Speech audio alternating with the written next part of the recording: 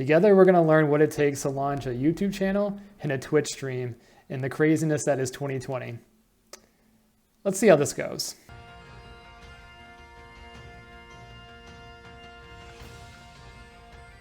Can anybody hear me? Testing on the mic. We are back in business, boys. We are back in business. Let's go get some Dittos. Yes.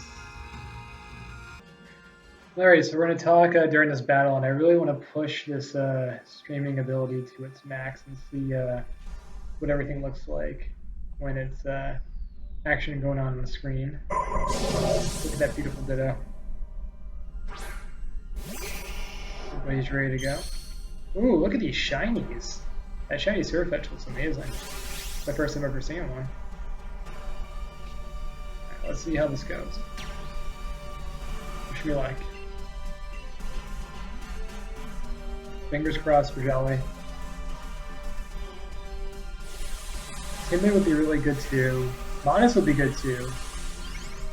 Any of those would be great. Abilities do we have? Let's see here.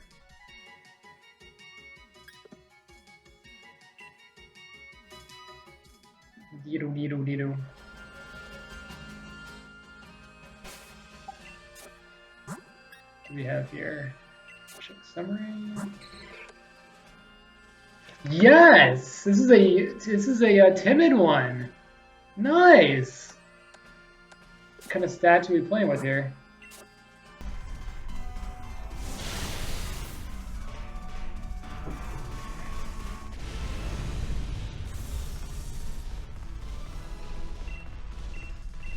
Alright, fingers crossed. Good nature, guys. Fingers crossed in this one.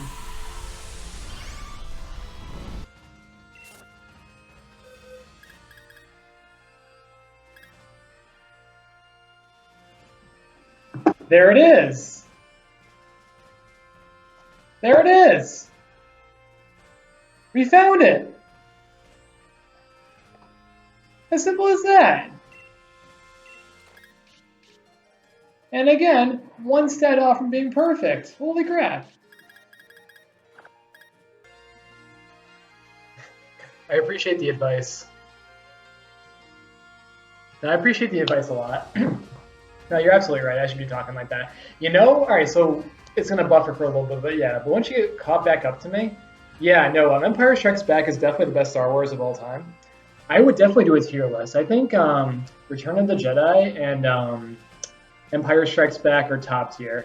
I think in terms of the new trilogy, by a long shot, Force Awakens. So here's the thing, and I love that you're asking me these questions, right? Force Awakens could have been the best, or pretty damn near it, right?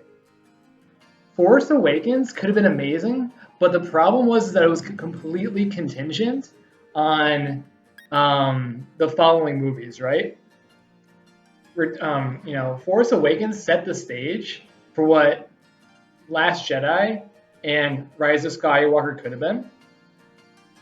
And then Last Jedi, which is the worst of all time, completely screwed up. The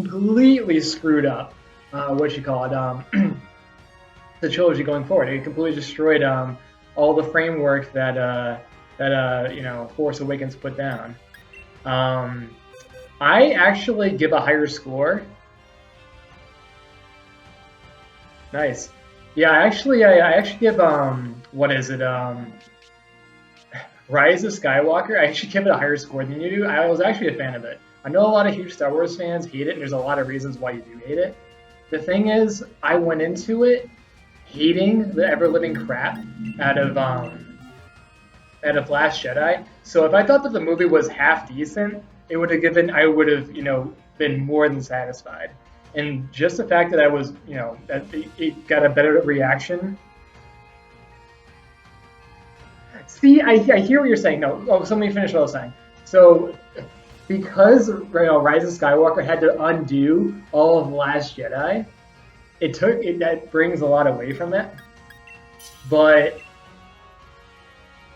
you put that to the side, and you remember where it came from, it's actually not that bad. Now I know what you're saying. I know you're saying that Force Awakens is a carbon copy of A New Hope. Like, I'm okay with that. I'm actually okay with that, and here's why.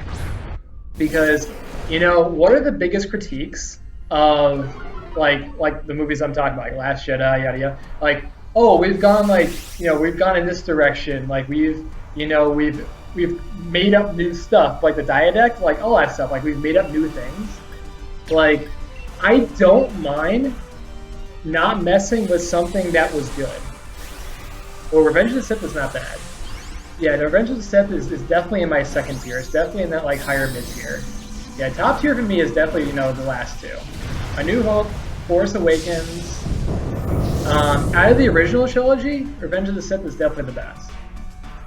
And then in the tier after that, I have like your Rise of Skywalkers, your this is where I put Rogue One. I did not like Rogue One. You're gonna laugh at me for this one. I did not like Rogue One whatsoever. It's actually grown on me a little bit over time. But when I first saw it, I hated it. I hated it. I'm like, they're making. I mean, you want to see something that doesn't work? Try watching Rogue One and having you then watch A New Hope. It does not flow whatsoever. Yeah, by all means, yeah. I found Solo to be incredibly charming, and if anything, I found it to be way more accurate than Rogue One. So I'd actually flip those scores. I think that people love the ever-living crap out of Rogue One. I think that people love Episode 1 like Rogue One way too much. I get the the sincerity, like the ferocity of Darth Vader just bashing through and just tearing people apart. But like the second you made that the whole choking on your aspirations thing, like I was already gone. I'm like, I'm not watching Star Wars anymore. This isn't Star Wars. I'm not watching Star Wars anymore. I changed my mind and started saying to myself, I'm watching a movie that's not this. Standalone, it's a good movie. Standalone, if you're trying to get someone who hasn't watched Star Wars before into Star Wars, Rogue One is the way to go. I am going to talk to you about Episode 2, though. All right, Episode 2. Besides the love scenes, well, the problem is like half the movie is undertone love scene, right? It kind of is. And the only really amazing part of that entire movie is Palpatine. Palpatine is the only great part of that entire movie. Episode 2 is just it's filler. That's all it ever was. It was filler. Did you? I mean, I don't hate him. When I fell for the there's like a YouTube video of obviously like Rogue One and Solo, those are Star Wars stories, right? Like there was like that fake trailer of of his movie, of like an Obi-Wan movie. I would have loved me some Obi-Wan movie. Like I think like the first movie that needs to come out is Boba Fett. Like that's a story that's worth telling. Just the Fett's entirely. But Obi-Wan, oh my god. And if you could have Evan, play, or Evan play that, oh my god. That would be amazing. I'm all for that. Unfortunately I'm coming back into Pokemon at the wrong time. Like I just I was trying to build a team around G-Max Charizard, which I could still do, but Torkoal is out, so that's gone, so that kind of sucks. But you're saying, let me put it this way, with Rogue One, the movie had already lost me with Vader, again, choking on aspirations, the whole 9 yards. It had already lost me, but you get this, you're at Scarif, right? You're at the planet of Scarif, or the moon of Scarif, and the Rebels launch a full-blown attack, and they're winning, right? There's two Star Destroyers there, and everything that they have, and they're winning. And not only that, but they're going to send a Corvette Hammerhead, right, to crash into one Star Destroyer, and because two Y-wings with their what's it called? What is it called? I'm trying to think of what it's called. They're EMT kind of whatever, missiles, whatever. So two Y-wings disable an entire Star Destroyer. We're going to send a a Corvette Hammerhead to crash into one of them and then splash it into the other one. And we're going to perfectly align this thing so it falls straight down onto the shield and blows it up. And never mind the fact that Darth Vader also flies a Star Destroyer, which albeit is a little bit bigger than those two, but not by much. It starts wrecking house when it comes in, right? So 2 Star Destroyers, not a big deal. We got this. 1 Star Destroyer, Vader's on it. Now it's destroying everything, right? Now I understand that there's a difference in size and everything, but Jesus Christ, like just how ridiculous that is. I'm just like, what the hell is this?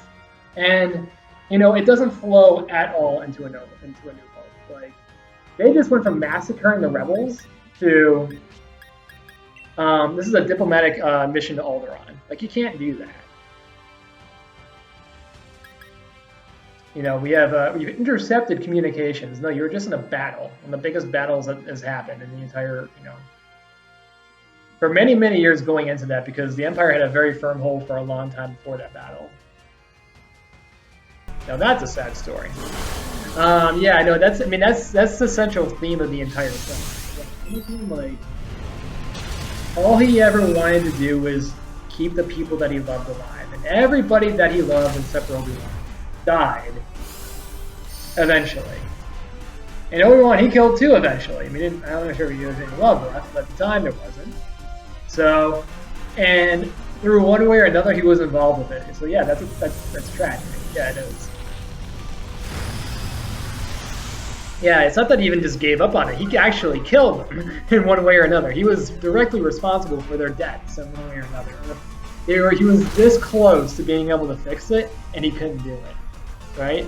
I think perhaps the saddest scene in all of Star Wars is when he's right there. His mom is alive. She's right there. He's like right there, and she dies right there. I mean, Padme's death, like that. It could have been done a lot better. It could have been done a lot better. But he directly did that, right? But with his mom, you know, he was so close. That's so sad. And then of course, you know, in A New Hope, he goes on to kill Obi-Wan. So Anakin was arrogant. He was arrogant in that movie. He was very, very arrogant. I still find it funny that they memed the ever-living crap out of his no at the end, but I actually kind of love that. It's like a clear, like, you know, it's a clear, you know, showing of, you know, humanity that he's in there. As a huge fan of Episode 3, I'm sure you know this, right? But have you seen the YouTube video where they do that close-up on Vader when they're putting the mask on him and his heartbeat stops? Like, did you see that?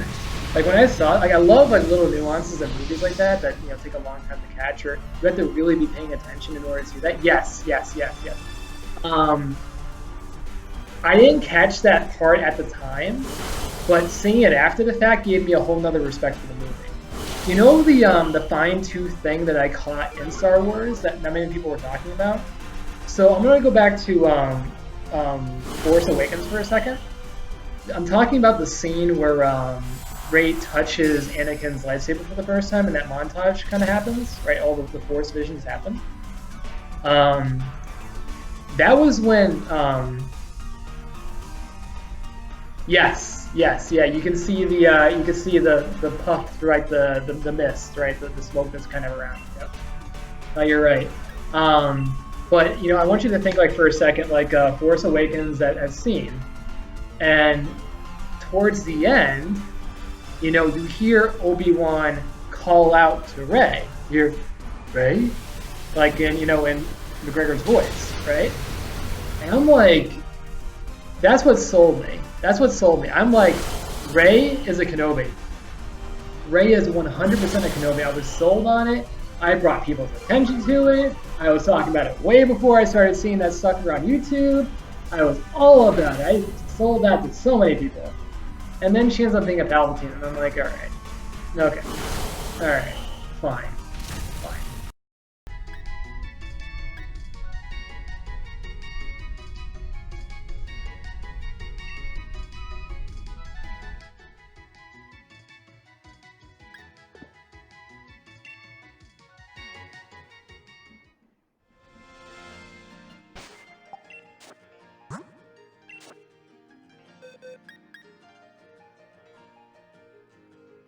There's Modest. There it is. We got it.